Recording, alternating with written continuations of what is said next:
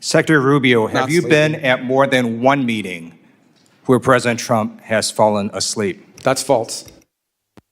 That's false. I've never seen him fall asleep. On the contrary, the guy doesn't sleep, which is a big problem because he calls me at 2 in the morning, he calls me at 5 in the morning. And, you know, I like to sleep a little bit, maybe not 12 hours, but at least 6. So he works. The other day he was at the Oval Office until 12:30 p.m. 12:30 a.m. I don't know what you're talking about. Congressman Ted Lieu of California is not treating this like a shouting match. He is a lawyer, a former Air Force JAG officer, and a member of the House Foreign Affairs Committee. He starts with a date, a meeting, a video, and a witness who was in the room. Marco Rubio gives a clean denial. Then Lieu brings the record. Another meeting, another clip, a question about classified briefings. Watch what happens after Rubio says he has never seen Trump fall asleep. Thank you, Secretary Rubio, for being here today. You have been at multiple meetings with President Trump. In a moment, I'm going to show you a video of one of these meetings. It is from last December. It's a cabinet meeting.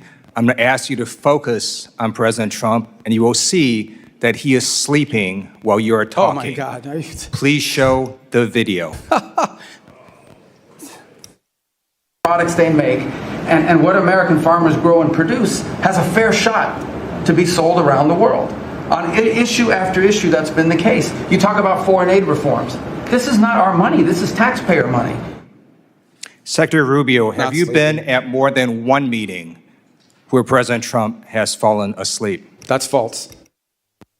That's false. I've never seen him fall asleep. On the contrary, the guy doesn't sleep, which is a big problem because he calls me at 2 in the morning, he calls me at 5 in the morning. And, you know, I like to sleep a little bit, maybe not 12 hours, but at least 6. So he works. The other day he was at the Oval Office until 12:30 p.m. 12:30 a.m. I don't know what you're talking about. Secretary Rubio, I'm going to show you in a moment a video that shows you just lied to Congress. Oh, okay. So this is a video of a cabinet meeting literally from last month where Donald Trump is sleeping while you are talking.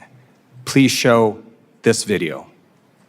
A coalition of countries that line up behind the peace deal, behind the border peace, and it's still every day is a challenge, but it's been driven personally by the president. It's the reason why we're involved in this whole Ukraine-Russia conflict. That's not our war. It's not the president's war. This war started, it never would have happened if you'd been president.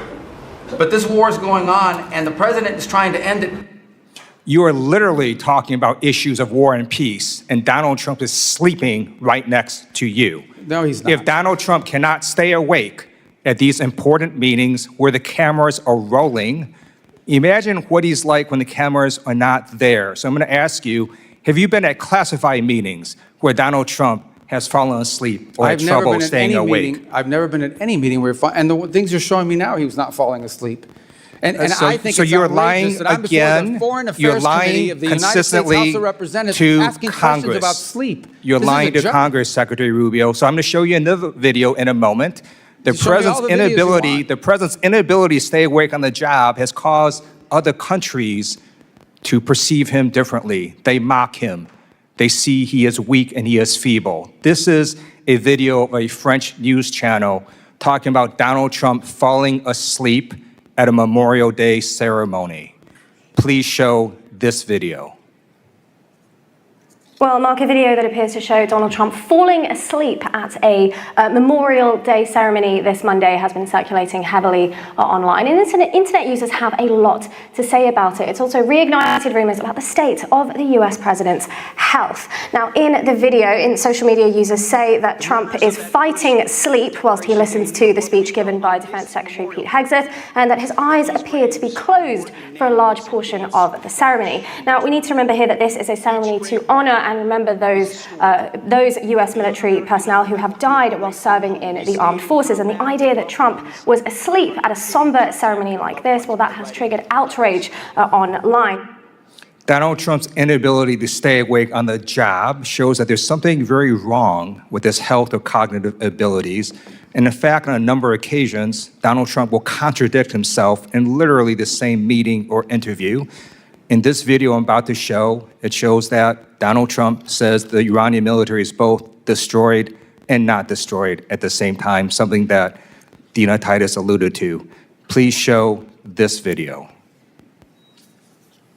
In terms of leadership, we've actually left their military alone. People would be surprised to hear that, because mistakes have been made in wars where you wipe out everybody and then you have a country that's, for 40 years can never rebuild. You look at what happened with Iraq. We did so. Iran is in a very bad position. They have no military. All they have is good talk, and they have a fake press.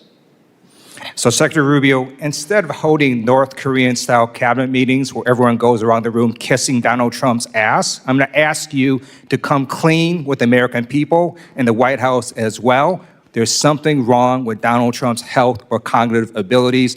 There's a reason he keeps going to the hospital and they keep giving him cognitive tests. We have not seen the president in 8 days. The American people deserve the truth.